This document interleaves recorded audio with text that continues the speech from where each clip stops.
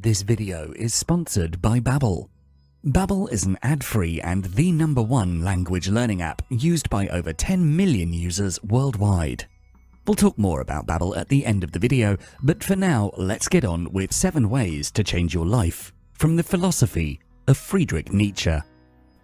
Friedrich Nietzsche was one of the most unusual philosophers who succeeds to shock the world even today. He wrote several books, including Spoke Zarathustra, Beyond Good and Evil, The Birth of Tragedy, and The Twilight of Idols. And his ideas have shaken the foundations of human society on many aspects, such as culture, religion, philosophy, literature, and psychology. He was one of the biggest precursors of existentialism, and his teachings can guide us in bettering ourselves, in gaining confidence while facing the difficulties of life, helping us become stronger, freer, and happier. More importantly, his teachings help us to shape our own lives in the way we please. To help you understand the ways in which his ideas can change your life, here are 7 habits we can adopt from the philosophy of Friedrich Nietzsche. Number 1. Spend more time alone. Nietzsche says, "I go into solitude so as not to drink out of everybody's cistern. When I am among the many, I live as the many do, and I do not think as I really think. After a time, it always seems as though they want to banish myself from myself and rob me of my soul." Philosophers are often perceived as wise and lonely creatures, and it seems that Nietzsche was no exception. Although Nietzsche enjoyed great moments of popularity when he was a young professor at Basel, he only got fully acquainted with his true inner self when he was wandering alone in the Alpine mountains.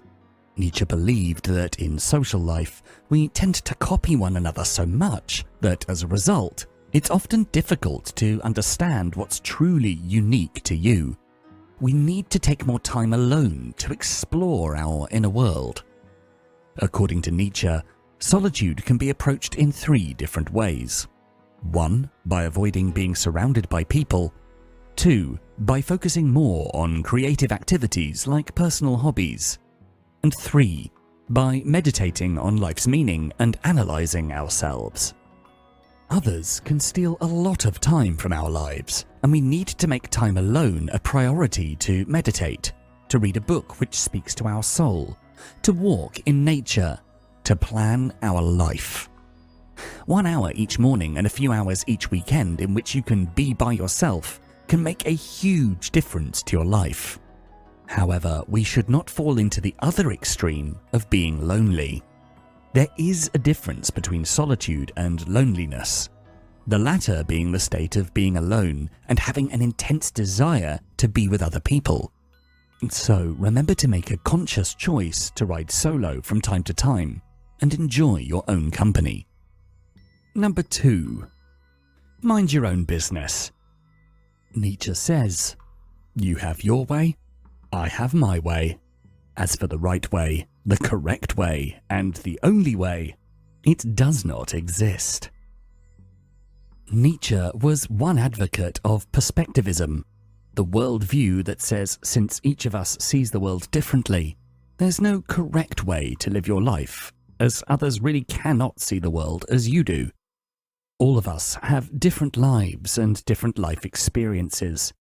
It results in different judgments, opinions, and emotions, which results in different actions. Thus, what we have are called subjective truths, and we must realize that they don't necessarily represent reality. Somebody born in a sub-Saharan country, for example, might see the world very differently from somebody born in Singapore. As there is no objective reality, it is important to stop trying to convince others that our point of view is right, as there's nothing right or true. There is only our perception. We are all biased in one way or another, and to make our lives easier, it's better to give up the desire to categorize things as good or bad. In essence, everything is relative. To apply this Nietzschean lesson in our lives, we should be more humble and stop pretending that we have the final answers to what's true or not. what is good or evil. Our life is a journey, and each step a new discovery. Therefore, next time when you feel the impulse to criticize somebody for their opinions or who they are, you should stop for a few moments to reflect on this. It's very easy to dismiss an opposing view or different lifestyle as wrong, simply because it's not in line with one's personal beliefs. But most of the time, these choices have little to no impact on our own lives, and as such, we should not engage in the debate, and instead, mind our own business. Number 3. Follow your own plans. Nietzsche tells us, "He who cannot obey himself will be commanded." That is the nature of living creatures. According to Nietzsche, freedom is not a given right. It is a faculty that must be exercised. By being lazy in exercising this faculty, we might fall into the trap of following other people and groups, which he termed the herd mentality, instead of following ourselves, our true instincts and reason. When faced with an unpleasant situation, most people try to get away with the smallest energy expenditure possible, being too lazy to think for themselves, as it's much easier to follow somebody else, a group which tells you what's right and wrong, how you should behave, and even who you are. Thinking for yourself requires a great deal of mental fortitude, strength, and discipline, a level of effort few people choose to put in. We need to listen to Nietzsche and make the effort to be disciplined, to listen to our inner voice, our reason, and act according to our own values and principles.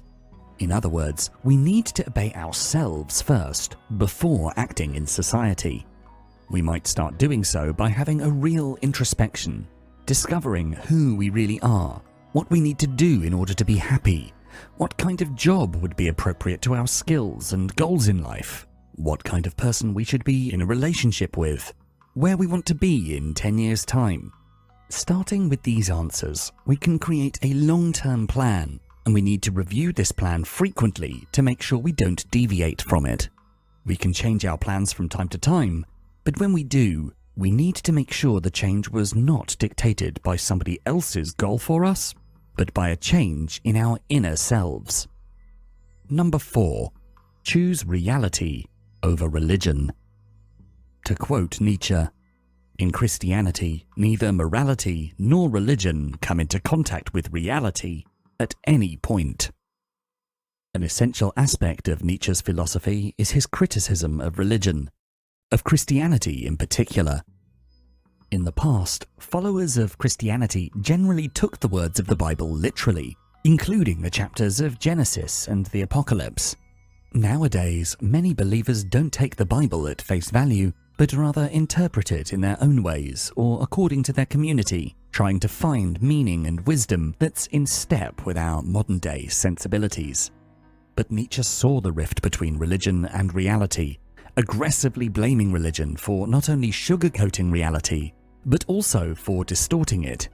One of the main theses of Nietzsche's philosophy is that Christianity is born out of resentment towards the ruling classes. He saw it as creating an illusory reality and morality in order to attack the ruling class at a time when Christians were amongst the poor classes of society at the fringes of a powerful Roman Empire. In time, after seeing the potential of this new religion, the very men of power Christianity formed in protest of started to use it to further keep the masses under control. Nietzsche advises us to stay away from religion, as it is a way to take us away from reality, to control us, injecting ourselves with a slave mentality and morality. For every claim you hear, you need to look for its proof, for its basis in reality. You need to be able to see the facts, not only the stories attached to those facts, and you need to reject those stories which the facts contradict. For example, if your community believes that seeing a black cat crossing the street is bad luck, you should research and test this claim, perhaps observing the occurrences of seeing a black cat and correlating it with the events that took place in your life in the days immediately before and after. With this evidence, you can start to draw your own conclusions about the veracity of that superstition. The same approach can be taken with any kind of belief or superstition. Number 5. Follow your intuition. In the words of Nietzsche, thoughts are the shadows of our feelings, always darker, emptier, and simpler. Nietzsche focused mostly on intuition and gut instincts, sometimes seeing himself more as a psychologist rather than a philosopher, confessing he can smell if somebody is not authentic. He considered that our thoughts are controlled by our feelings. For example, when we make a decision, we sometimes feel we just follow our logical reasoning, but actually it's our mind that tricks us, as our thought process is influenced by our feelings, including desire, fear, and anxiety. Considering this view of a thought as a shadow of our feelings, in order to really know ourselves and others, we should try to rely on our intuition and instincts when it comes to making important decisions in our lives. Oftentimes, we are not aware of what makes us act as we act, and logic cannot help us because our minds are corrupted by our feelings. To live an authentic life in line with who we really are, we need to start trusting our instincts and intuition more, because they're meant to push us to obtain the things that we really desire and to avoid the things we fear. One effective way to take a deep look inside our feelings is to learn to pay more attention to our emotions. A few times every day, stop what you're doing and ask yourself, how am I feeling right now? What can I do to improve my emotional state? Also, when confronting some tough decisions, you can ask yourself, do I feel all right with the actions of my spouse, my boss, or colleague? If not, you need to take action to let them know something bothers you.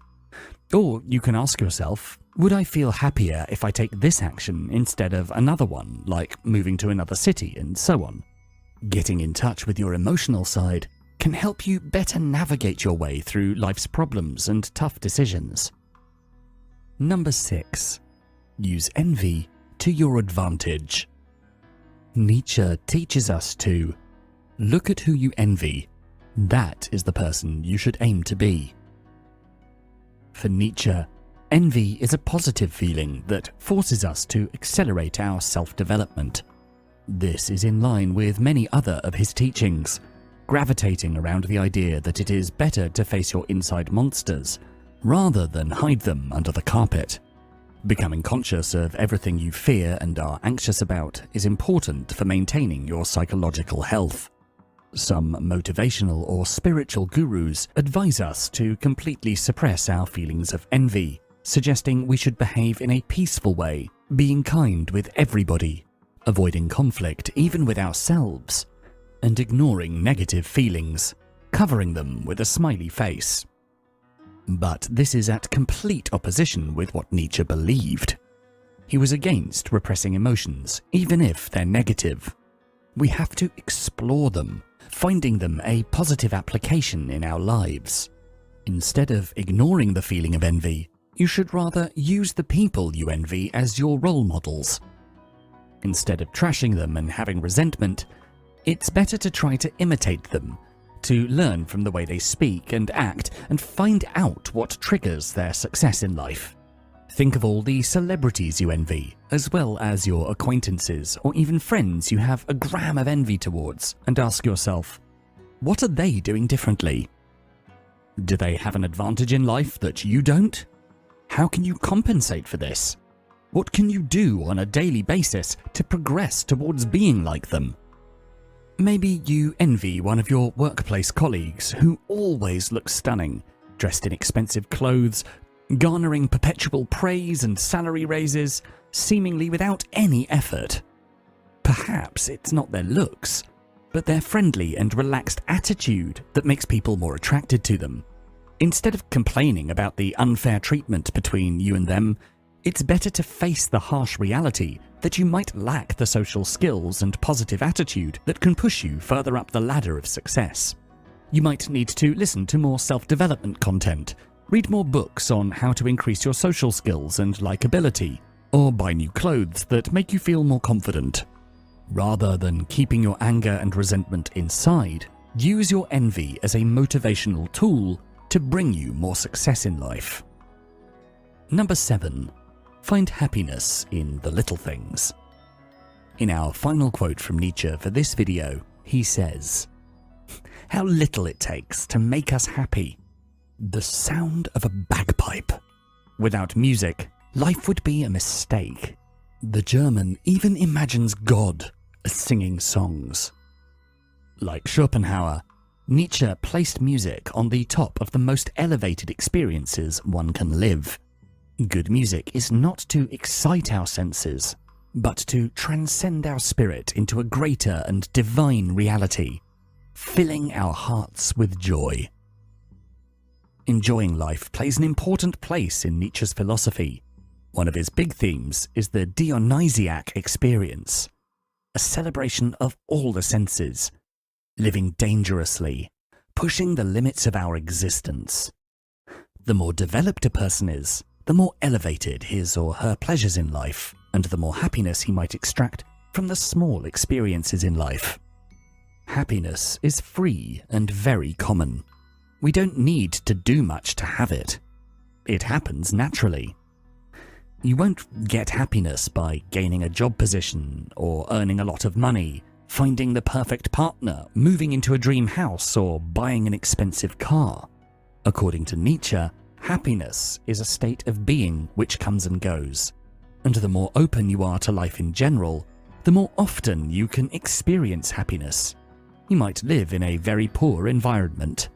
You might be without family or friends, but if you're receptive to everything that happens around you, if you can learn to find meaning and pleasure from the little things in life, like the sound of birds at your window or the color of the sky, you can be as happy as a king or queen. You can experience happiness if you walk in nature, if you surround yourself with music and great art. You can be more happy if you don't repress your emotions or behave too rigidly in life, but rather be more open to anything life has to offer. Start saying yes more often. Go on that mountain trip you postponed for so long, or start a hobby like painting or playing music, for example. Surround yourself with wonder, and you may just find you have a wonderful life. As we said at the beginning, this video is brought to you by Babbel. 2020 was a tough year for most of us, and this year everyone is looking for a fresh start to define what we want to achieve in 2021. It's a great opportunity to set up new goals towards being our best selves this year, such as learning a new language, and Babbel is the perfect app for it. As I'm sure you've guessed by now, I love learning about philosophies and exploring new places to get immersed in their rich culture. Therefore, it's always helpful for me to have a reliable app to learn new languages quickly. Babbel is a subscription-based language learning app which I use so that I can confidently start new conversations and make meaningful human connections in foreign countries. Babbel offers 14 different languages with professional, bite-sized courses that take your native language into account, and while other apps use machine learning algorithms and AI technology, the lessons here on Babbel are built by over 100 language experts and are voiced by native speakers. These bite-sized lessons are tailored to real-life situations which you can actually customize to meet your specific language goals, be it for your business, your upcoming test, food, your travel, or more.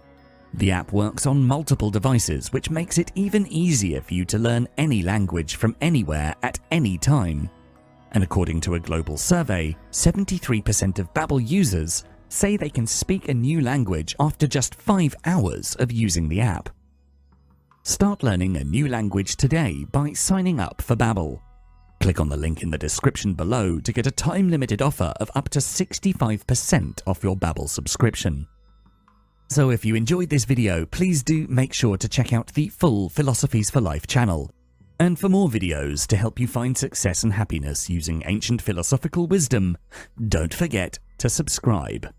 Thanks so much for watching.